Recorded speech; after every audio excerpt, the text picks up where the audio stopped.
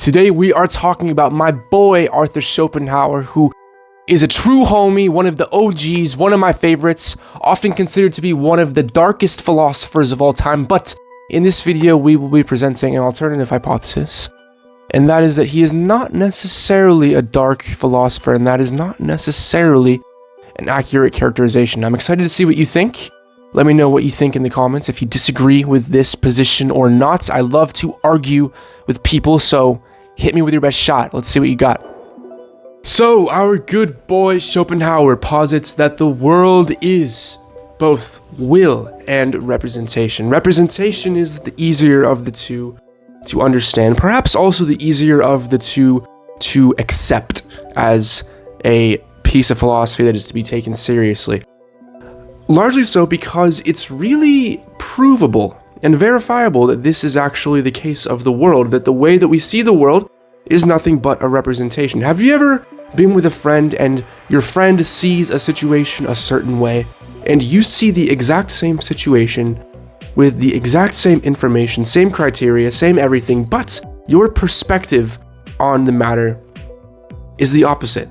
Think about the recent US election, where we have some people who are such die-hard fans of Trump and other people who are such die-hard anti-Trump fans, mainly. I'm not going to say Kamala fans, I'll say Trump haters. Is it true that some of these people are fed misinformation on both sides and they might be seeing the situation slightly differently? But is it also the case that the way they are representing the picture is within their own minds and their own personal biases?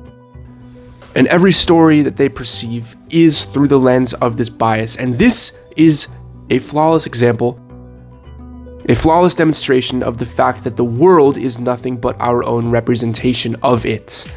And that doesn't just mean you have certain opinions about things. That means literally the world that you see is different from the world that I see, even though we're seeing the exact same world. So this is the world as representation, and this is the easier of the two aspects to accept. Now, the will is a little bit more mystical. The will is sort of how I would interpret Schopenhauer trying to make sense of the world, seeing that there's clearly more to the world than just this representation. So what is the will? The will is this driving, aimless force that Schopenhauer posits that infects everything in reality, even inanimate objects. And the more complicated the object becomes, the more strongly the will appears. And obviously in human beings, we see the will manifest most strongly because we have, complicated systems, and the will can have all sorts of desires given the complexity of our brains and our motivations. But even inanimate objects, according to Schopenhauer, have this will in very small amounts. As you can see, this is very similar to the philosophy of the panpsychists, whom I've been very critical of, for their view that everything in the universe is conscious. We can sort of see this as being the same idea, just manifesting in two different phrases or pronunciations or words: the will and or consciousness. The will is sort of this aimless driving force that just seeks only to perpetuate itself. And you can see the reasoning behind this, but I personally feel that it fails the test of Occam's razor, because you can make the case that the systems that are created in the universe are self-perpetuating only because of random chance, that the very self-perpetuating cycles are doing so out of the fact that their definition is that they're self-perpetuating. This leads to evolution and, refining the system through natural selection and mutations. And you don't really need there to be an inherent motivation for these systems to be self-perpetuating, because by their very definition, they are self-perpetuating. So this is one issue that I see with the will, but we can still look at the will as a sort of basis for us trying to understand our world and ourselves. You wonder, why do you read a book like this? Why do you want to read someone who writes so, blandly, and it's so difficult to read, and it's so dark and grim? What are you getting out of it? For me, this is just personal experience. This is not really scientific at all. I just feel like I get a sense of clarity out of reading this book, because I feel like I understand my reality more by reading this book, even though I understand that the will is not really verifiable or falsifiable given our current tools of scientific understanding. But when I read this, I resonate with it very strongly.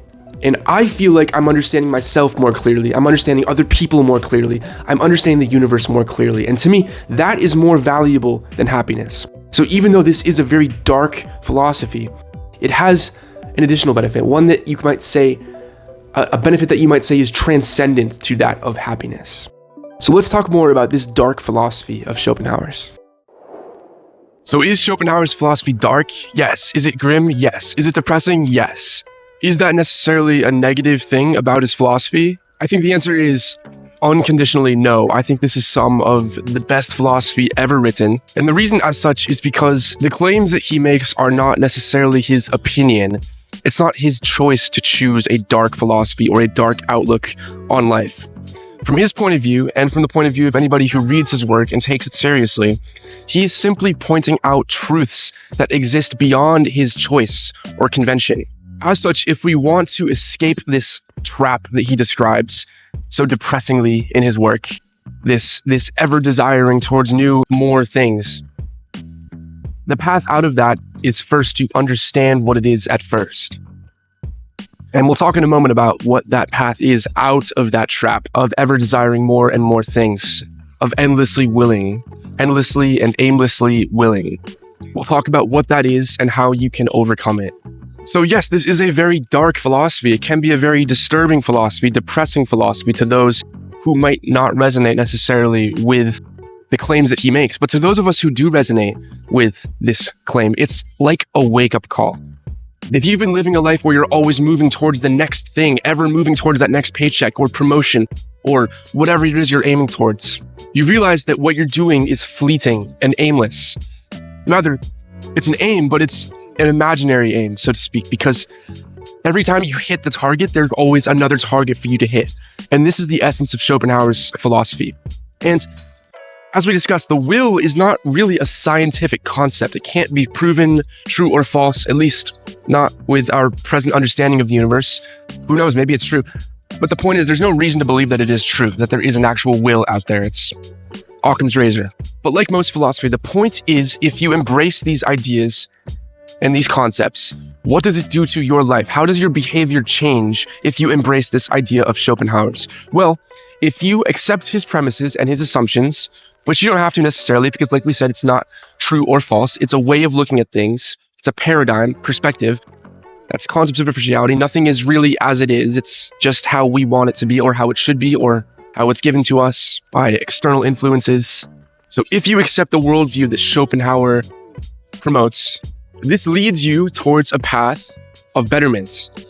And one criticism you could have of Schopenhauer, which is valid, is that he spends too much time on developing this worldview and not enough time developing the steps that you should take once you have accepted and embraced this worldview as your personal worldview.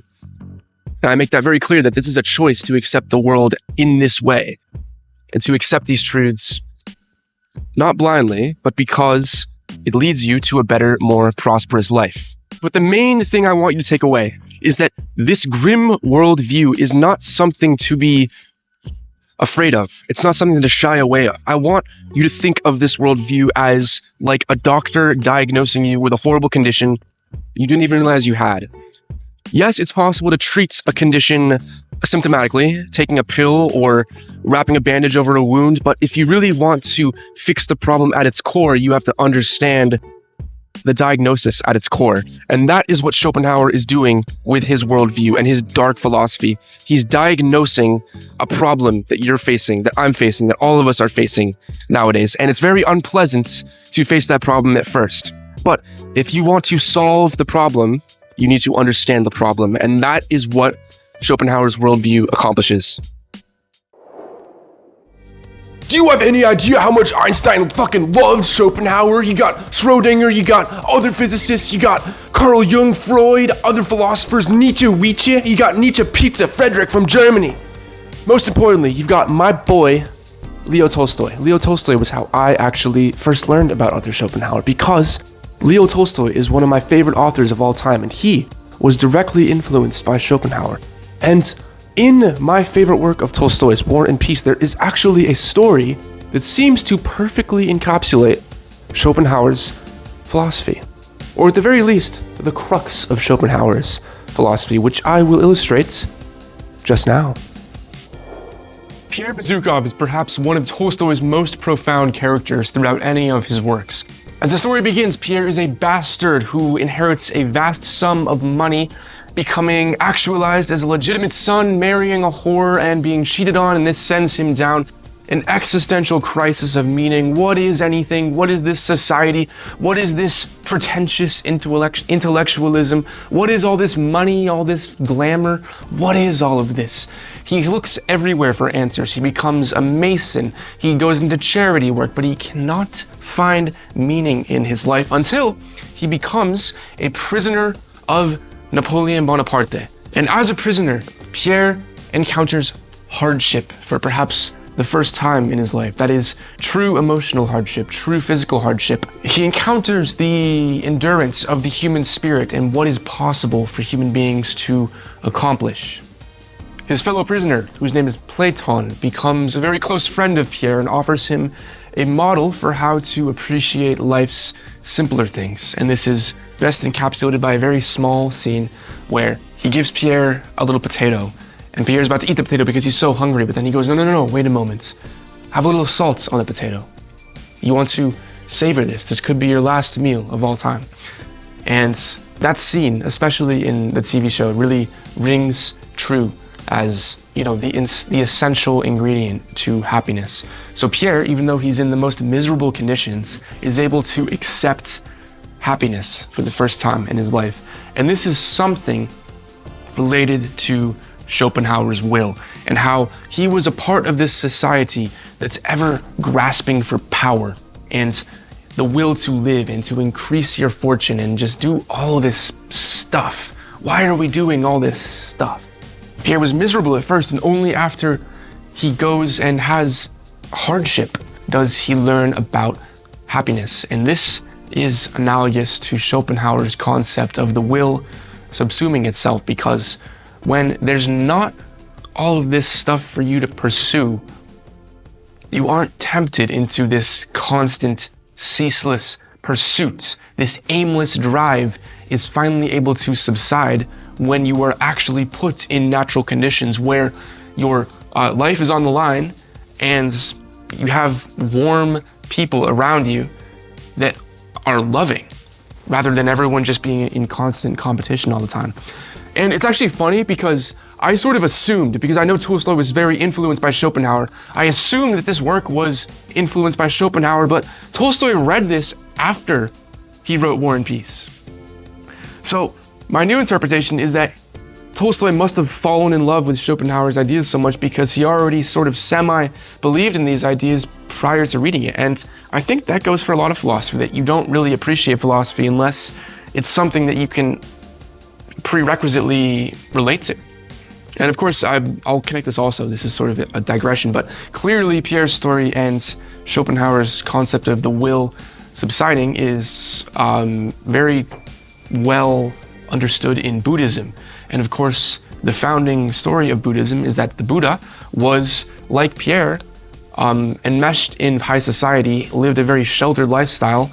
I think the story goes his father wouldn't even let him go outside the castle walls because he wanted the Buddha, whose name was Gautama Siddhartha, to not experience the hardships of life. But when Gautama finally goes outside the walls, because he's bored, obviously, he encounters peace for the first time in his life. And describing what that is very hard. Schopenhauer does a very accurate job of describing what this phenomenon is, in my opinion, but it's difficult to understand when you try to give like a scientific explanation to something that is clearly very emotional, very subjective. But this idea of letting go of your desperate aims and your desires, that is really the most practical message of Schopenhauer's philosophy, in my opinion. Let me know what you think if you have a different interpretation. Thanks for watching. I hope you enjoyed the video. Stay tuned for more videos on Schopenhauer because he is my boy. After all, there'll be Tolstoy videos coming up too. Stay tuned, stick around, subscribe, comment, like, share, do all this stuff, you know? Thanks. That's all.